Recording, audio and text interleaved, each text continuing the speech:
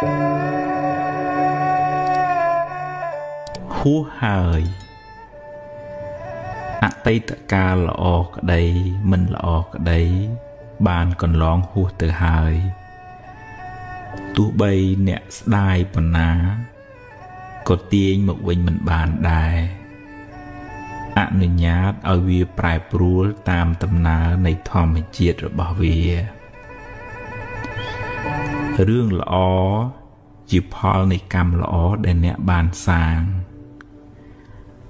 រឿងមិនល្អជាផលនៃអកុសលកម្មដែលអ្នកបានប្រព្រឹត្តពីមុនមកជីវិតរបស់មនុស្សម្នាក់ប្រព្រឹត្តទៅតាមកម្លាំងកម្មដែលខ្លួនបានធ្វើពីអតីតផងកម្មក្នុងពេលបច្ចុប្បន្នផងអ្នកមិនអាចរត់គេចពីផលនៃកម្មបានឡើយរឿងខ្លះកើតឡើងហួសពីការស្មានរបស់អ្នកហើយអ្នកគ្មានសមត្ថភាពទៅបង្គាប់បញ្ជារឿងខាងក្រៅបានទាំងស្រុងទេកម្លាំងអ្វីស្មើដោយកម្លាំងកម្មមិនមានឡើយណដ្ឋិកម្មੰសមੰពលំ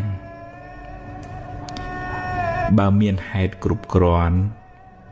រឿងនឹងកើតឡើងអ្វីមិនមែនជារឿងចៃដន្យទេបើអ្នកបានជួបរឿងមិនល្អហើយអ្នកកើតចិត្តមួម៉ៅក្តៅក្រហាយអ្នកបានបង្កើនទុក្ខនោះឲ្យមានទម្ងន់ទ្វេដងរឿងក៏អាក្រក់ចិត្តក៏មួម៉ៅទុក្ខទាំងកាយទុក្ខទាំងចិត្តណាស់ហើយចុះរឿងបានកន្លងផុតទៅហើយចាត់ទុកជាមេរៀនជាបទពិសោធន៍សម្រាប់ការសម្រេចចិត្តលើកក្រោយចាប់ផ្ដើមសារជាថ្មីគិតរឿងថ្មីនិយាយរឿងថ្មីធ្វើកិច្ចការងារថ្មីលទ្ធផលក៏បានថ្មីដែរអតីតកាលមិនមែនជាផ្ទះសម្រាប់អ្នកនៅទេវាគ្រាន់តែជាស្រមោលទេតើតែបើរឿងអតីតកាលនោះជារឿងល្អជារឿងបុណ្យកុសលអ្នកអាចចងចាំនិងរំលឹករំលើកដល់អំពើល្អនោះរឿយដើម្បីឲ្យចិត្តបានរីករាយម្ដងទៀតបានបុណ្យម្ដងទៀត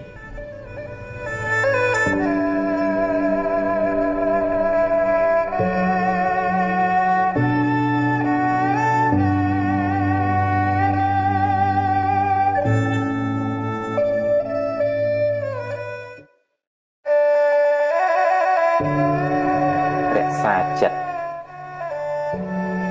អ្នកហោះហើរទៅណាអ្នកត្រូវតាមដានចិត្តអ្នកជាប្រចាំបើចិត្តខឹងក៏ដឹងថាចិត្តកំពុងខឹងហើយមិនថយលបឿនកំហឹងបន្តិចមកបើចិត្តចំណែនដឹងថាចិត្តកំពុងចំណែនហើយទាញវាចេះអបអរសាទរគេវិញបើស្ដាយក្រោយដឹងថាចិត្តកំពុងតែស្ដាយក្រោយហើយទាញវាត្រឡប់មកវិញប្រាប់ថារឿងហួសទៅហើយកុំស្ដាយអីបើចិត្តរីករាយចិត្តល្អចិត្តមេត្តាចិត្តបុណ្យក៏ដឹងថាចិត្តrấtល្អហើយព្យាយាមចម្រើនចិត្តប្រភេទនេះឲ្យបានច្រើនធ្វើជាប៉ូលីសតាមដានចិត្តអ្នកនាំឲ្យវាគិតរឿងត្រូវរឿងល្អទើបមិនសូវស្មុគស្មាញហើយមិនសូវមានទុក្ខកុំធ្វើជាជនរងគ្រោះឲ្យចិត្តធ្វើបាបអ្នកតាមចិត្តឡើយត្រូវបង្កើនស្មារតីធ្វើជាម្ចាស់ធ្វើជាអ្នកបញ្ជាចិត្តវិញ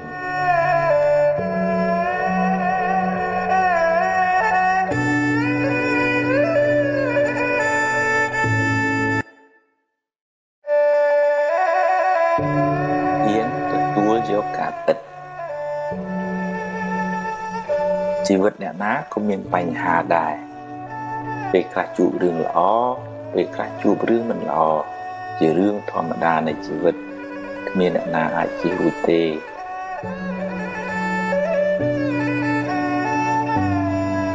បើជួបរឿងល្អទទួលយកទៅតែកុំអកុំអួតពេកព្រោះអ្វីមិនទៀងទាត់ទេហើយបើជួបរឿងមិនល្អវិញក៏កុំមួម៉ៅពេកអីជីវិតគឺអញ្ចឹងឯងពេលខ្លះបានដូចចិត្តពេលខ្លះមិនបានដូចចិត្តទេ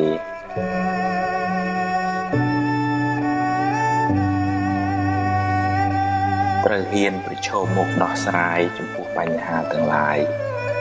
កុំភ័យកុំតក់ស្លុតពេកអីភ័យទៅធ្វើឲ្យរឿងកាន់តែស្មុគស្មាញឡើងបើរឿងអាចដោះស្រាយបានកុំបារម្ភពេកអី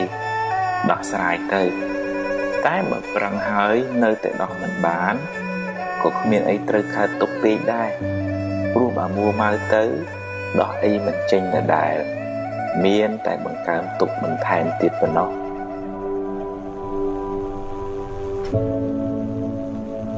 រៀនទទួលយកការពិតរៀនព្រមតាមសមត្ថភាពដែលអ្នកមានទើបមិនសូវកើតទុក្ខ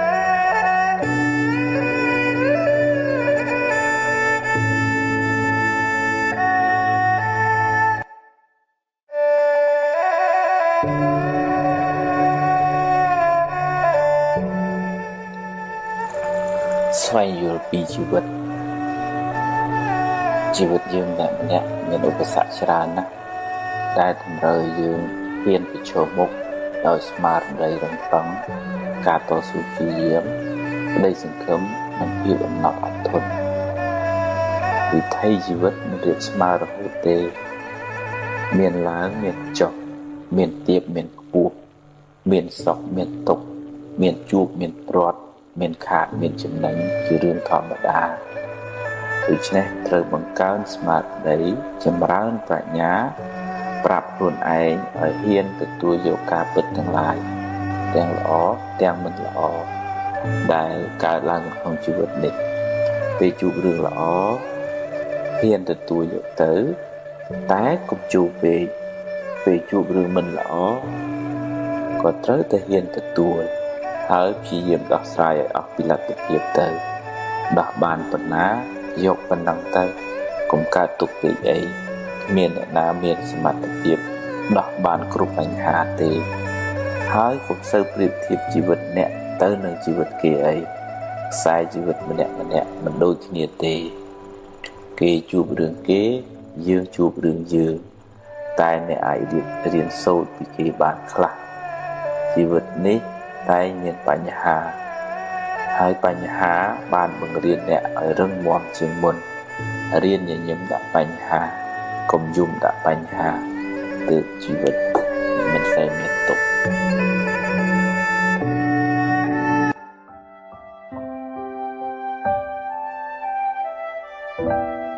បើប្រាថ្នាសេចក្តីសុខដល់ខ្លួនឯងសូមកុំផ្ដល់សេចក្តីក្តៅក្រហាយដល់អ្នកដទៃព្រោះកម្មនឹងរត់មករកម្ចាស់វិញមិនខានមានជួបមានព្រាត់មានសុខមានទុក្ខជារឿងធម្មតារៀនទទួលយកទាំងពីរទៅដល់ណាក៏ជួបដែរ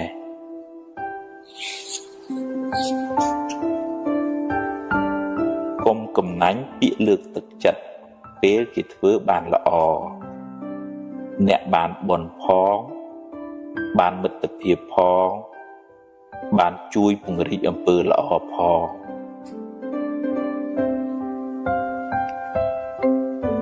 ខឹងហើយគុំគួនចងពៀគ្នានាំឲ្យកើតទុក្ខក្តៅក្រហាយវែងឆ្ងាយ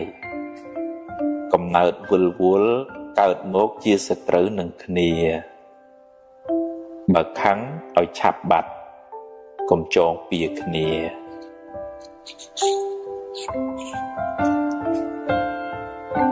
បំណងប្រាថ្នា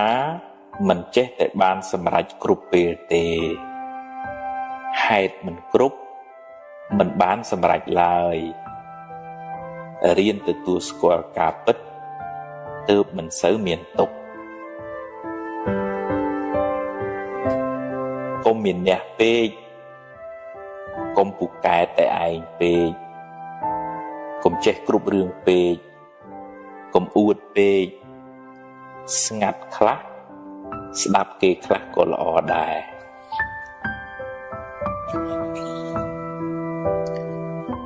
និយាយច្រើនតែអត់ប្រយោជន៍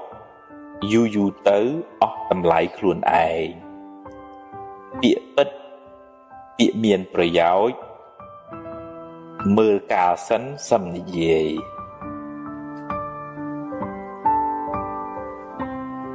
ខឹងក្រោតច្រើនមួម៉ៅច្រើនទុកក៏ច្រើនបើខឹងឲ្យឆាប់បាត់កុំគុំទុកក្នុងចិត្តអីរៀនដូរចិត្តដូរអារម្មណ៍ដូររឿង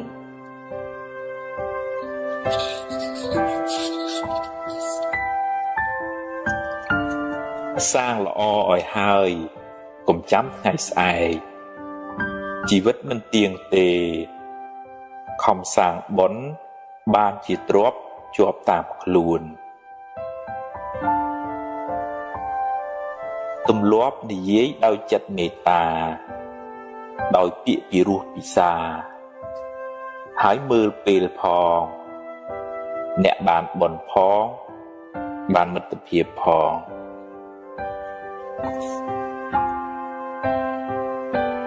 មិនបៀតបៀនអ្នកដទៃដោយកាយឬវាចាជាមហាបុណ្យដ៏ធំធេងកើតជាតិណាមានអាយុវែងសុខភាពល្អមានគេចូលចិត្តច្រើន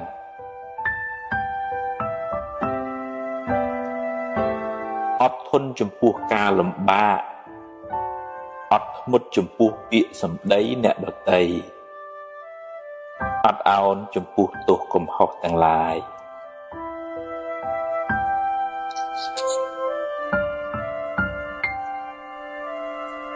មិនតបតទាំងកំហឹងជាជ័យជំនះដ៏ធំធេងគឺឈ្នះសេចក្តីក្រោធក្នុងចិត្តអ្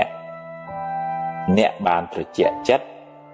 ហើយមិនមានពៀវេរា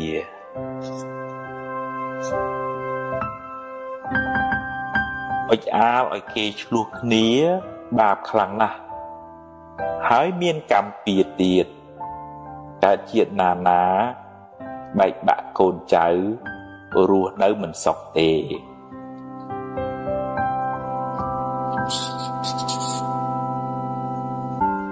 ពេលនិយាយស្ដី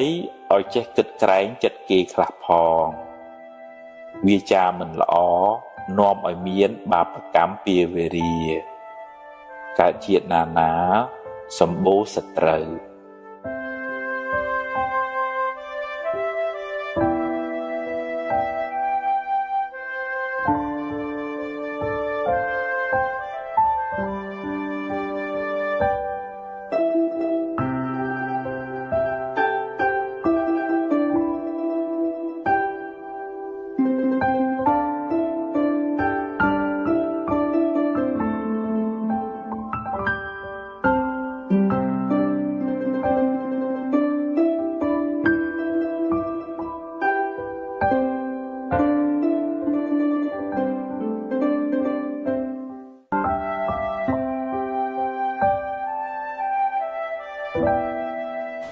អាហារផ្លូវចិត្តភាគ2សំណាងល្អកើតពីអំពើល្អដែលអ្នកបានសាងសំណាងអាក្រក់កើតពីអំពើអាក្រក់ដែលអ្នកបានប្រព្រឹត្តកំហឹងជាកែវពង្រីកធ្វើឲ្យរឿងតូចคล้ายជារឿងធំពេលកំហឹងរសាយបាត់ទៅបញ្ហាងាយដោះស្រាយកុំតក់ក្រហល់ហួសហេតុពេករឿងកើតឡើងតាមហេតុរបស់វាមិនមែនតាមចិត្តអ្នកបង្ខំទេ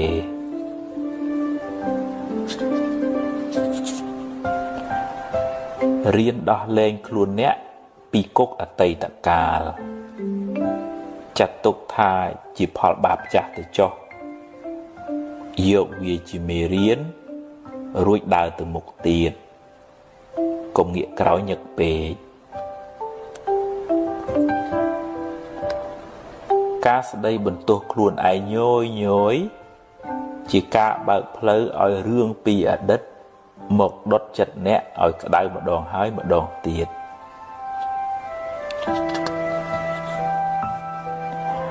រឿងខ្លះស្ដាប់ត្រចៀកមកខាងចេញត្រចៀកមកខាងក៏ល្អដែរព្រោះជារឿងអត់ប្រយោជន៍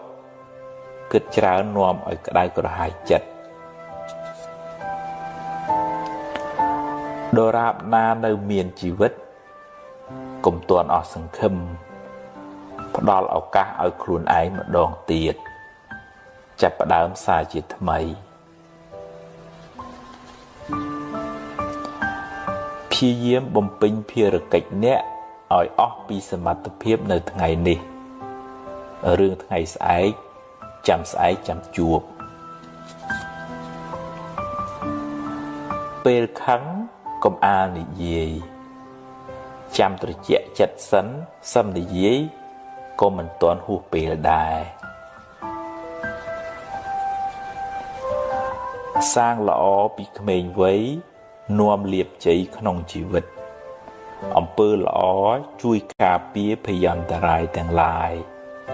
ហើយនាំអ្នកឲ្យដើរក្នុងផ្លូវត្រូវ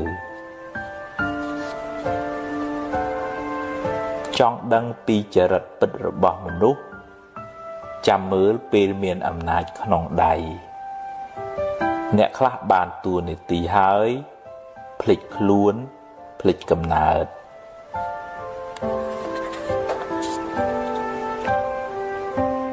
បើខឹងឲ្យឆាប់បាត់កុំគុំទុកក្នុងចិត្តយូរពេក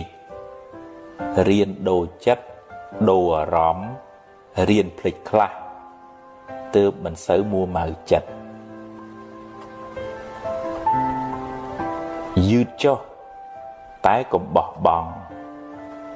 រក្សាជំហរបន្តដំណើរបន្តិចម្ដងគួងដល់គោលដៅដែលអ្នកពងប្រាថ្នា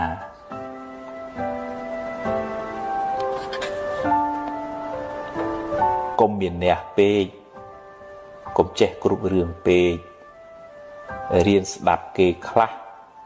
យើងចេះនេះគេចេះនោះរៀនបើកចិត្តឲ្យទូលាយ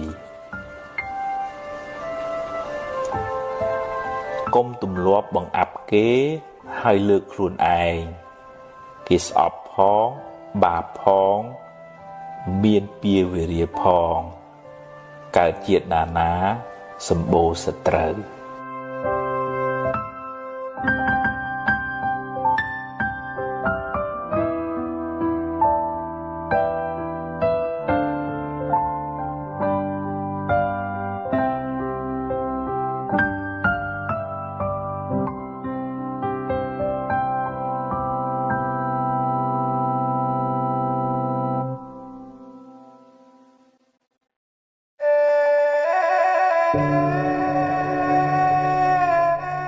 មនុស្សមិនល្អគ្រប់10ទេ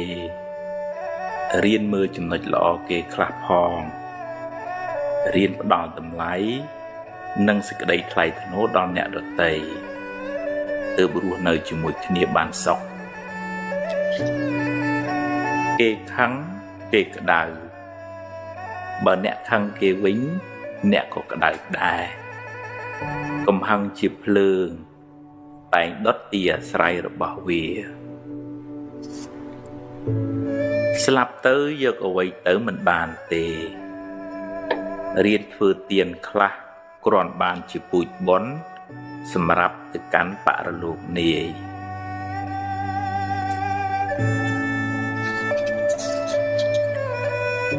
ហួងហែងច្រើនទុកក៏ច្រើនដែរព្យាយាមបំពេញតួនាទីអ្នកឲ្យបានល្អបើត្រូវប្រែប្រួលក៏អស់ចិត្តដែរ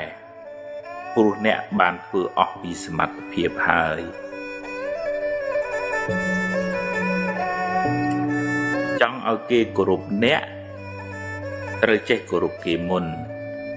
រៀនផ្ដល់តម្លៃ សេចក្តីថ្លៃថ្នូរដល់មនុស្សសត្វអ្នកនឹងបានទទួលសេចក្តីសុខមកវិញ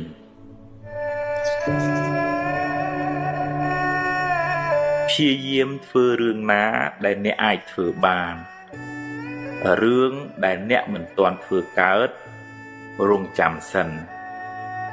ចាំដល់ពេលអ្នកមានឱកាសមានសមត្ថភាពចិត្តបុណ្យចិត្តស្រស់ថ្លាចិត្តស្ងប់នាំឲ្យកាយក៏ស្រស់ចិត្តក៏ត្រជាក់ជីវិតបានសុខស្ងប់ច្រើនរស់ចិត្តស្ងប់ល្អ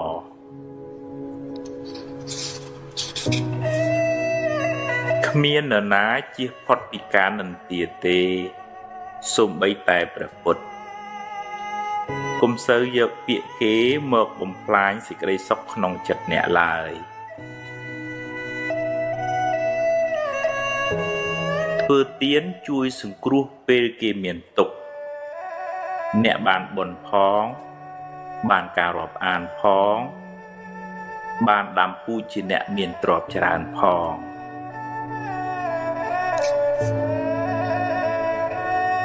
មនុស្សមានសម្ពាធបុណ្យខុសគ្នាជោគវាសនាក៏ខុសគ្នាដែរប្រឹងប្រែងរកឲ្យអស់ពីសមត្ថភាពហើយត្រេកអរចំពោះអ្វីដែលអ្នករកបានបើខ្ចីគេត្រូវចេះសងវិញកុំស៊ីដាច់បាបកម្មនាំឲ្យរកស៊ីមិនឡើងទេ